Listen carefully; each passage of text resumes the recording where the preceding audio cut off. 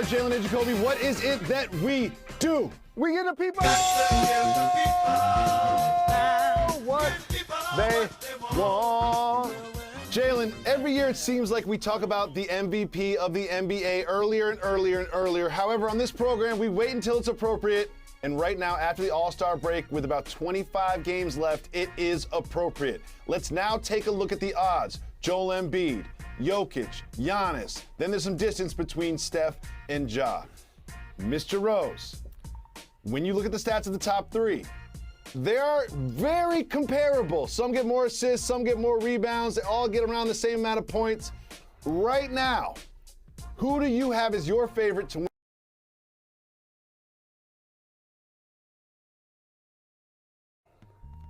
And like I've said these last couple of years, while wing players and their versatility help drive a lot of what happens on an NBA team and the dynamics of what plays out on the floor, and point guards and lead guards are dominant with the ball, I've been on the phone with an archaeologist because the big man is back.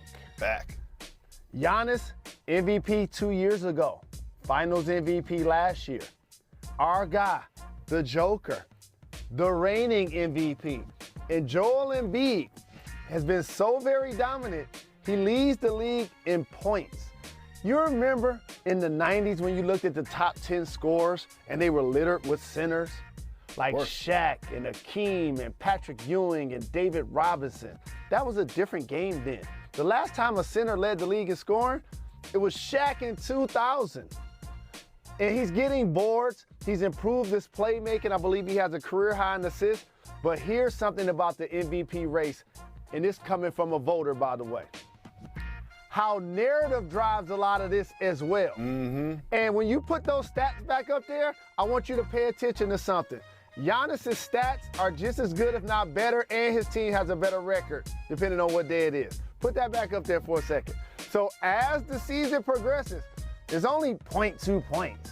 Same boards, and Giannis has more assists. So for me, this is gonna come about standings. And by the way, if this is only about stats, the Joker will win back-to-back, as you see. But since his team isn't in the thick of the Western Conference race today, I have to give the edge to Joel, then Giannis. But Giannis has an opportunity as you look at those standings. Yes, 2.5 games both behind number one spot.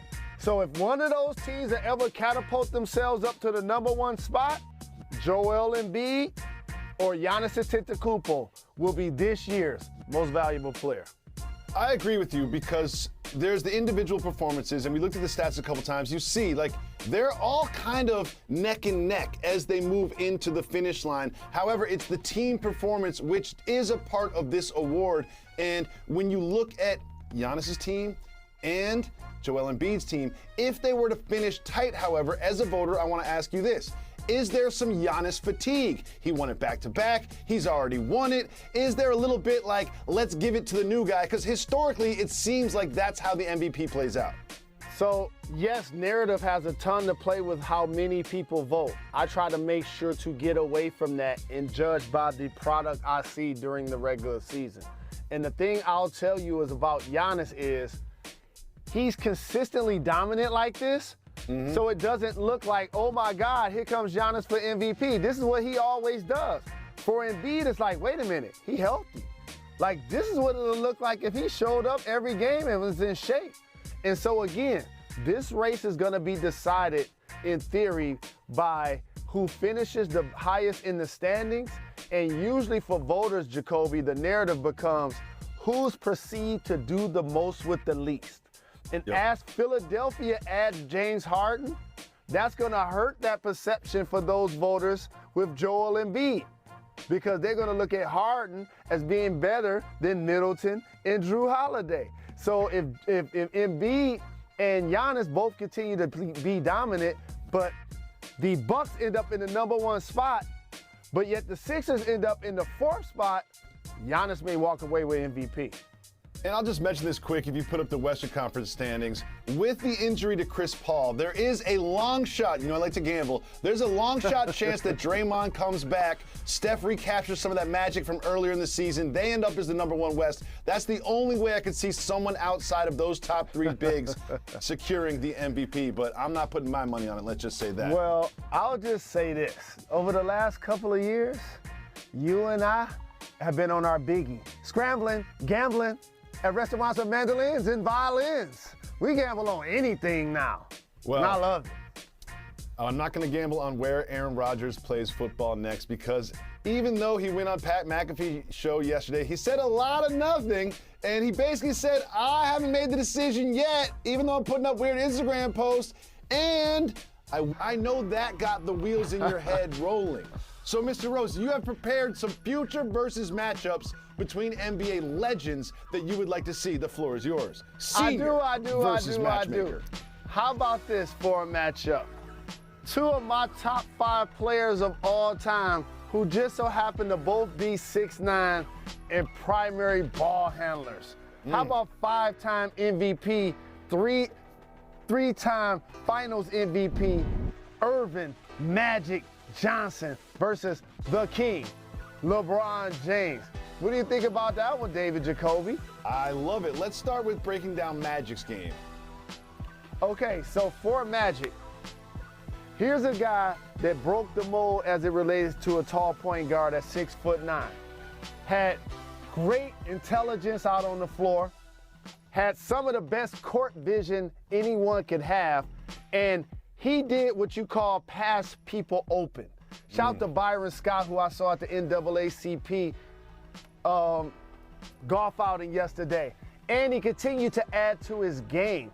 Not only with the leadership, his jump shot continued to improve. And then he's added the junior sky hook, and Magic was clutch at Boston Garden. I can imagine how you was in Massachusetts when he went across the middle and he made that hook. What did you do that day? I threw some things and broke some things. But Jalen, one thing I love about these matchups that you picked is everything you said about Mr. Johnson could also be said about his potential opponent. Everything. Absolutely. And the difference for LeBron, however, is just such a mercurial athlete. See, you ain't seeing Magic nice like this, banging on him like that. Now, a younger Magic was giving me that, but LeBron James is one of the most powerful athletes that the game has seen. You see his athleticism on display defensively with his chase down blocks, with his catching lobs with his left or his right, dunking on people, becoming a champion 4 times over, bringing Cleveland their first championship.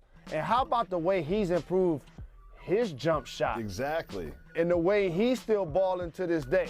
So this is my dream matchup.